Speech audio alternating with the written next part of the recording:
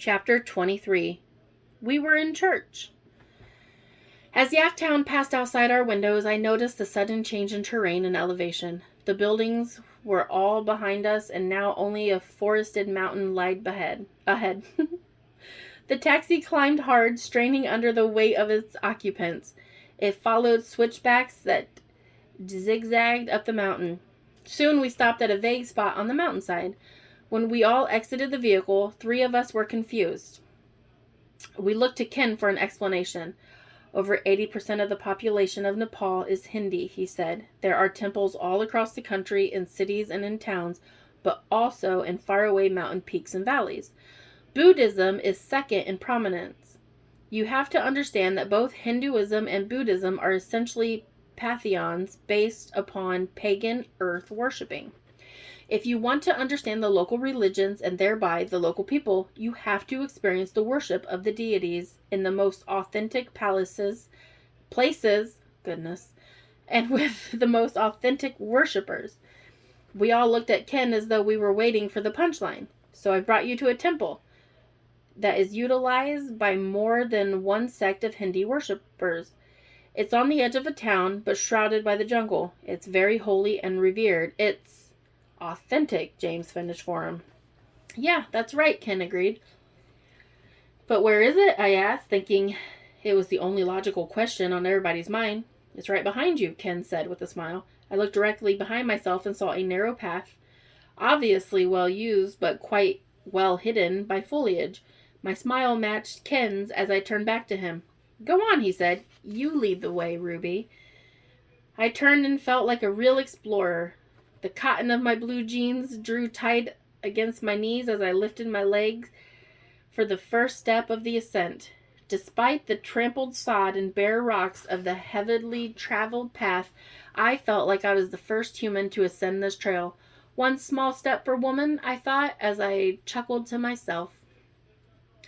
You might think of it like the first time a European set her eyes on an Incan ruin. I felt like I had discovered Machu Picchu. Before me, there was the thickly wooded forest, lied a staircase that must have been centuries old. It reached to the heavens. I was overwhelmed with emotions. Even more than the mountains themselves, I was hit by the magnitude of this structure.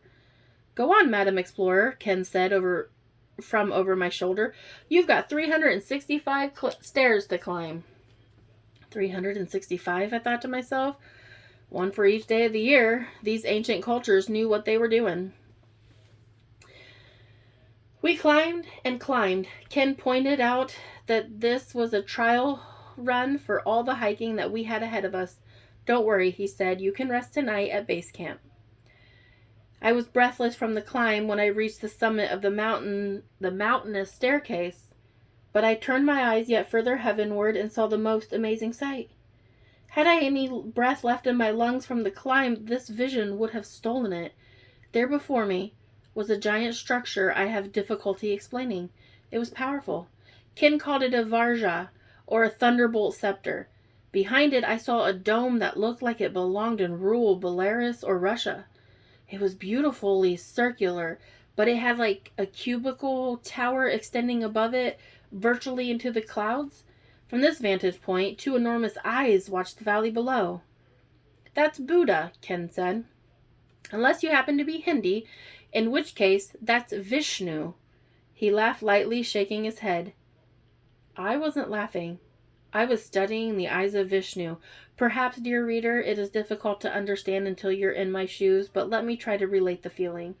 When I conduct regression hypnosis therapies, my clients have their eyes closed. The past life of personality is a voice only, and most often the voice of a client. Never have I looked into the eyes of a past life personality. I felt like aging paint on the side of that tower.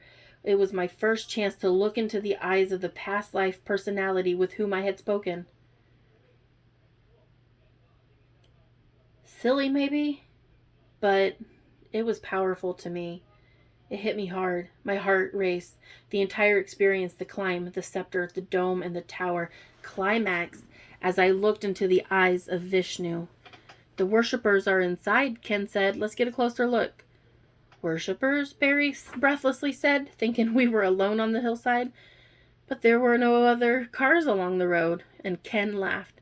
Maybe they walk, James suggested, like they're on a pilgrimage. Ken laughed again. As we rounded the corner of the building, he pointed to the guffawed even harder. Before us was a parking area with cars and ox carts here or there. That's when it hit me. Wait, I said to Ken in a firm tone. You made me climb all those steps? For no reason?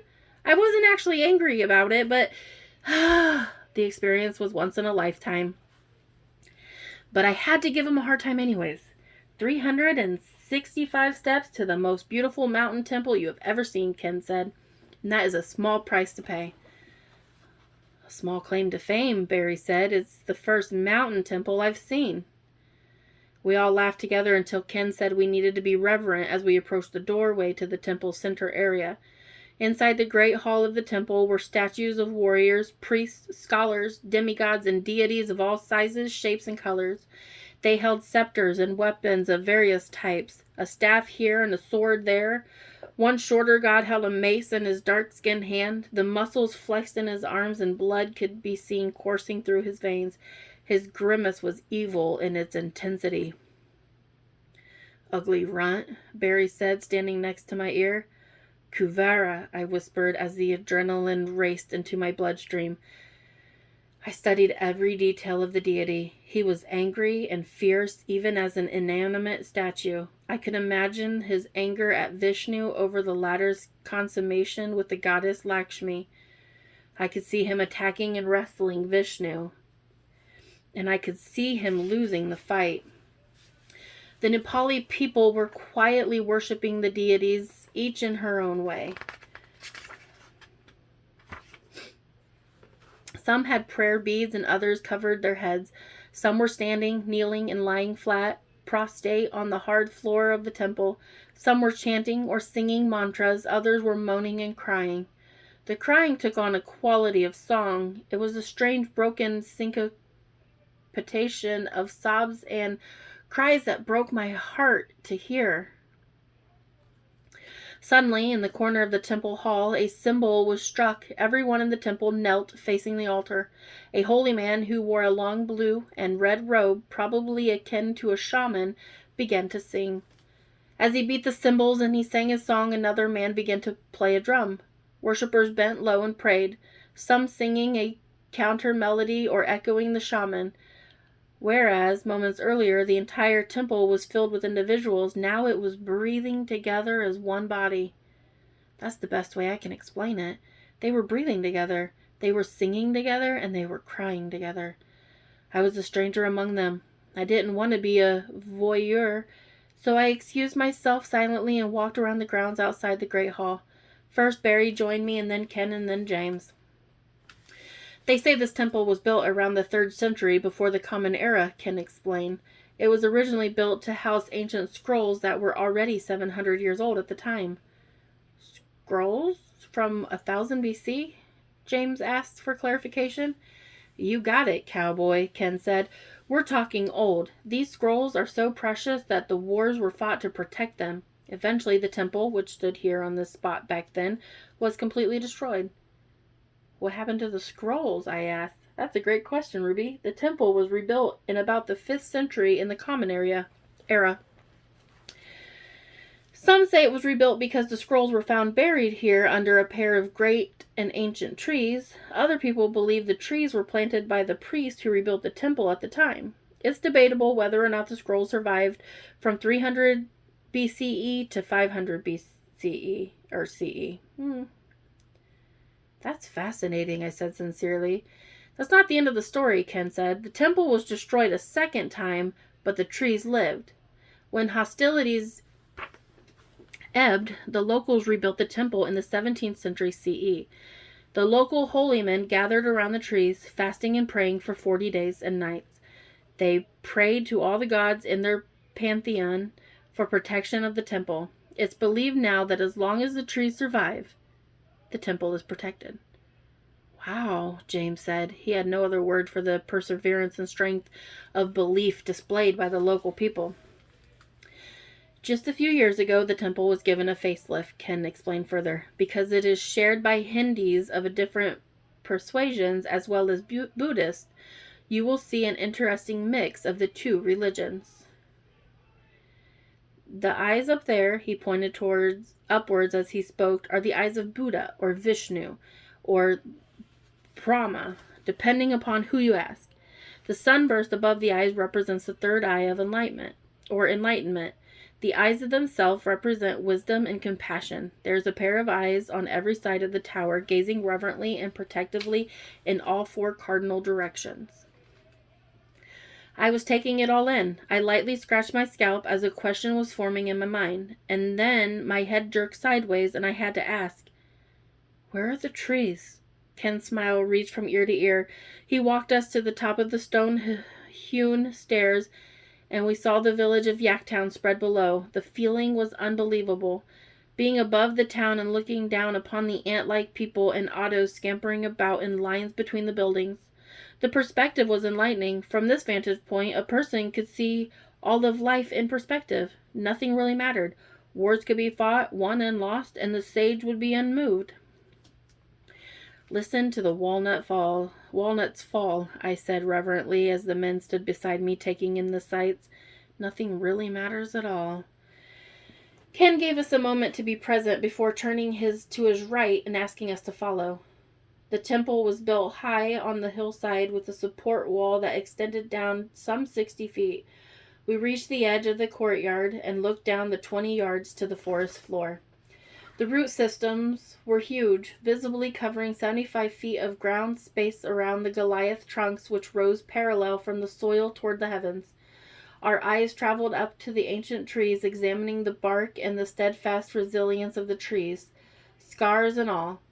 We were tracing the tree trunks with our eyes, up past our own height and further up into the canopy where the trees branched out and created an umbrella over the large portion of the temple. The colossi were possibly over 2,000 years old. They were a constant reminder to the strength and the tenacity of the people who rebuilt the temple time and time again. I was in awe.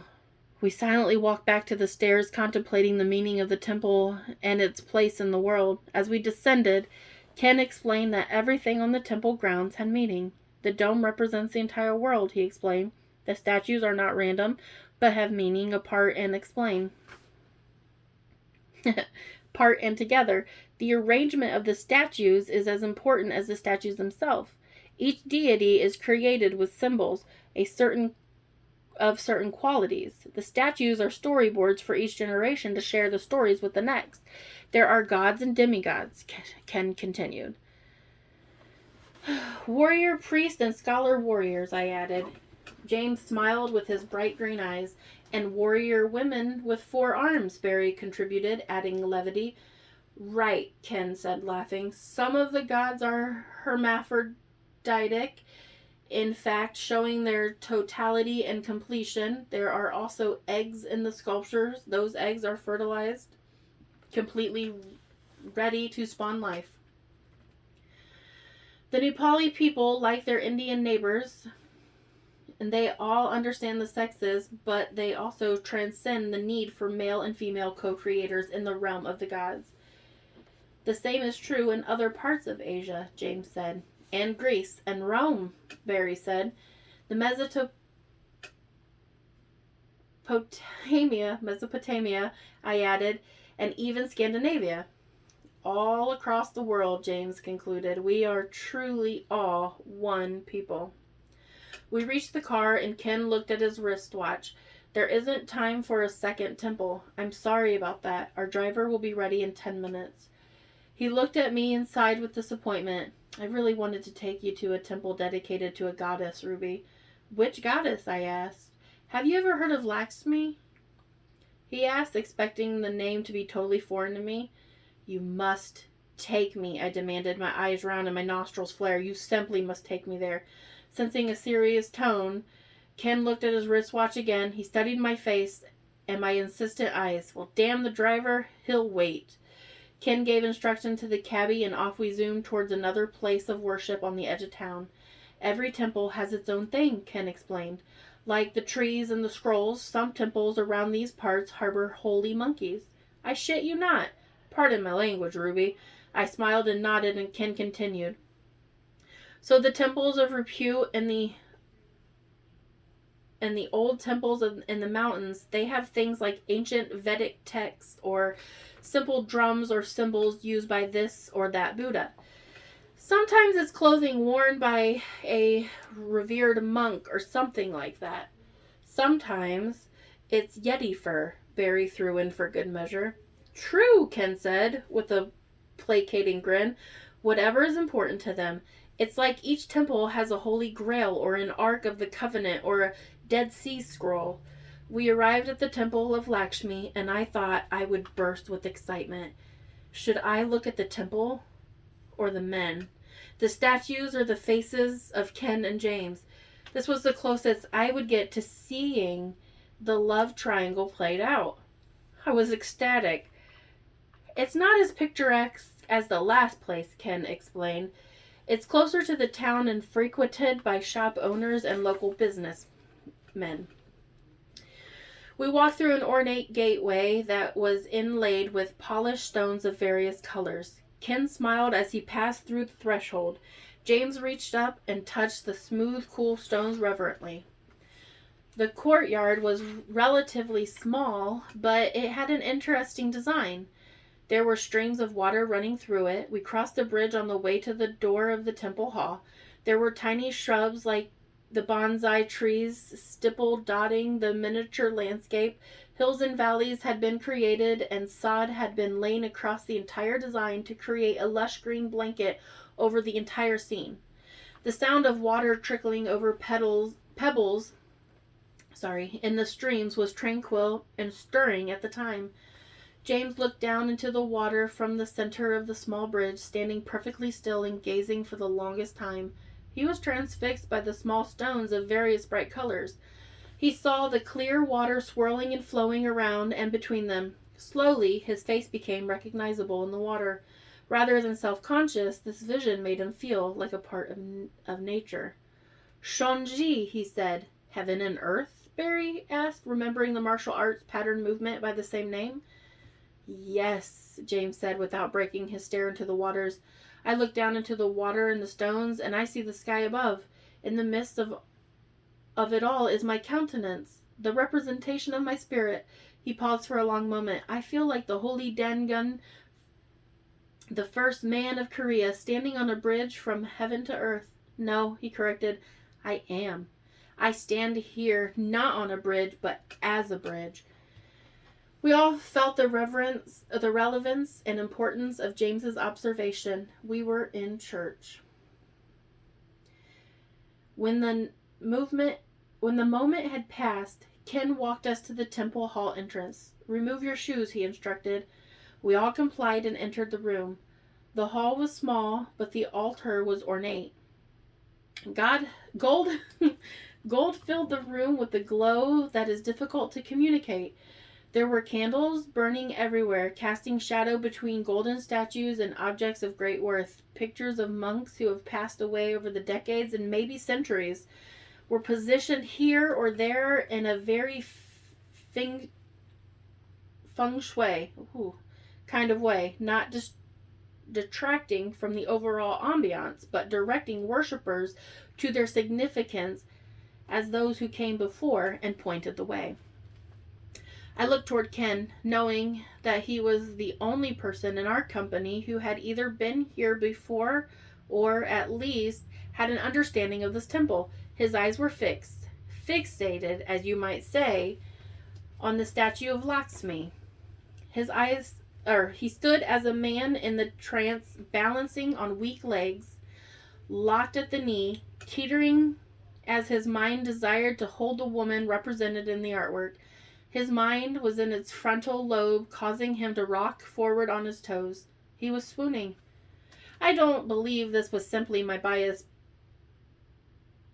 partiality, but a fairly objective position as evidenced by my husband elbowing me in the ribs and winking at me as he motioned towards Ken. Knowing that I needed to be quick in my observations, I turned to see James. He was likewise transfixed, but humbled. He lowered his eyes quickly and appeared to be praying. He knelt as I had seen him do in Hapkido class, and he bowed his head to the floor in the direction of the statue Lakshmi. He stayed there for a long moment before sitting upright over his kneeling knees again. He bowed a second time before rising to his feet. Taking in the rest of the sights, I noticed many objects strewn about the temple, hung here or standing there. I assumed them to be offerings. When finally we exited the workshop center, I asked about these gifts. You are correct, Ruby, Ken confirmed. Those were offerings to Lakshmi. She is the goddess of wealth and fortune. The shopkeepers and businessmen of the area worship her and ask her for prosperity. They have shrines built in their homes and in their businesses to honor Lakshmi. They have come here to be in her presence. They feel compelled to give her gifts rather than only asking for her benevolence. He paused and smiled slyly. That's not exactly bribery if you offer gifts in the right spirit. Ken continued. She's also the mother goddess of creatures and creatress of the earth. She is the goddess of love and beauty, and she is the embodiment of passion. I had heard Fritz talk about Kuan Yin, so I asked, is she like the Chinese Kuan Yin? Ken and James both smiled because they had prior knowledge of the Chinese Mother Earth. Yes, Ken said. Some say that Lakshmi was the template for the later traditions of Kuan Yin. It is debatable, but Lakshmi is definitely a Mother Earth goddess. Oh, Barry said, catching up. That's the reason for the rock garden with the mountains and the streams. Exactly, Ken answered. Whose wife was she? I asked proclivity. Oh, here we go again with the marriage stuff, Barry sighed. Lakshmi is considered the consort of Vishnu, Ken admitted. They're kind of the parents of all creation, so if she had a husband, I guess it would be Vishnu. They're even said to have been married in the multiple reincarnations. He thought about his answer for a moment and then added, but she is also seen as the consort of Kuvera. This about knocked me over. Kuvera? I asked. Kuvera is the god of wealth, and Lakshmi is the goddess of wealth. They're often celebrated together in festivals. Their union is so common that Lakshmi is sometimes said to be Kuvera's consort as well as Vishnu's. I didn't see any emotional investment from either Ken or James during the exchange. I admit, I had hoped for some drama. I wanted to see the men tap into innate desires for the woman who haunted their past lives. I wanted to see a love triangle right before my eyes. No such luck. Well, she's beautiful, that's for sure, James said. I had to agree. Lakshmi was similar in her statue to the image conjured by James. Description of her under hypnosis. Although she did not have 4 arms in the regression, she had the same beautiful eyes, pronounced breasts, as well as the shapely hips of a fertility goddess. She was all things female, flowing with estrogen and created to create. She had an hourglass figure, that's for sure, Barry said. He was right. The statue accentuated the hourglass, with Lakshmi's hips and breasts being oversized and her waist diminished to almost non-existence. It wasn't her physical beauty that got me, though, James was saying. His right arm shot up for emphasis. Being dumbfounded by a statue is like falling in love with a cartoon. That's not what this was. He frowned and paused to collect his thoughts, and then he continued. In the garden, I was struck with the serenity of the place. The courtyard itself set a tone of reverence and holiness. My spirit was calmed, and when I looked into the waters that flowed so easily, my spirit was stirred. When the heavens came down to earth, and I was part of it all, I was overcome with a sudden epiphany or illumination. I had been transformed in the courtyard and entered the hall as a different person, a new creation. Seeing the statue of Lakshmi brought it all together for me. I was part of everything. When I bowed toward the statue, I did not feel like I was worshiping an idol. I felt like I was communing with literally everything. I was humbled by the magnitude of it all. I wanted to laugh and to cry, to sing and to wail. All I could do was lie there, prostrate before the goddess, before man and God alike. We were all being touched in new and exciting ways, and our journey was indeed only the beginning.